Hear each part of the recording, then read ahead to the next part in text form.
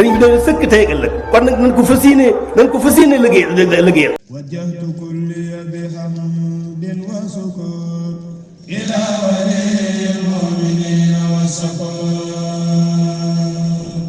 wajjahtu kulliya bi hamdin wa sukur ila waliyil mu'minina wa sakur.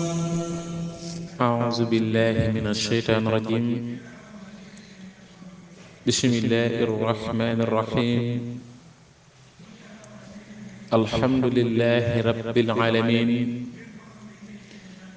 wassalaatu wassalaamu alaa ashrafil mursaliin. sayyidinaa wa mawlaanaa muhammadin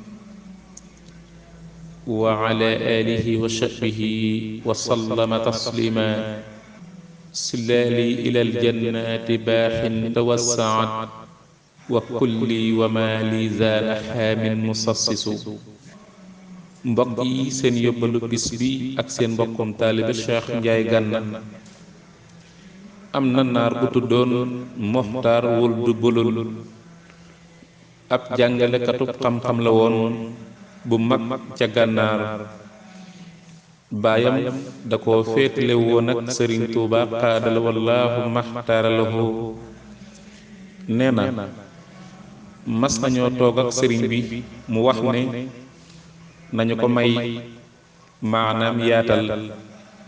muy bëgg a jóg sëriñ bi na ko toogal mu toog.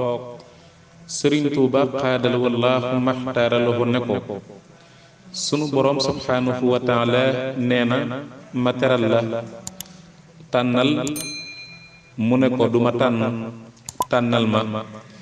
sëriñ bi ne ixtartu lil muxtaari tànnal naa la muxtaar maxtaarahul muxtaaru lil muxtaari. la yàlla tànnaloon yonente bi sallallahu taala alayhi bi alihi wa sahbihi wa sallama. daa di andi soow mu sedd jox ko. siiw na. naar booba nee na sëriñ Tuuba xaadala wallaahu maxtaar lahu bu daan wax arab du ci am benn coona. day wax waxin wu gaaw te yomb ko. siiw na.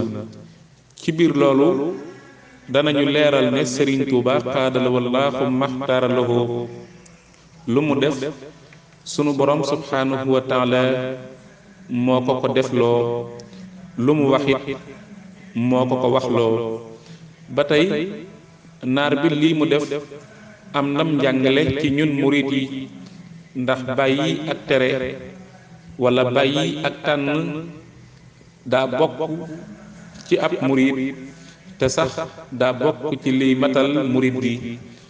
wa maaw salabul ixtiyaar li xusni sannihi bila inkaar.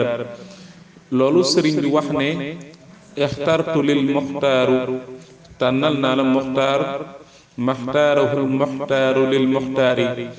xam nga guddeeg riñaan ga yonent bi sallallahu taala alayhi bi alihi wa sahbihi wa sallama soow la ko sunu borom tànnaloon ci mbooleem naan yi. wallaahu aalam.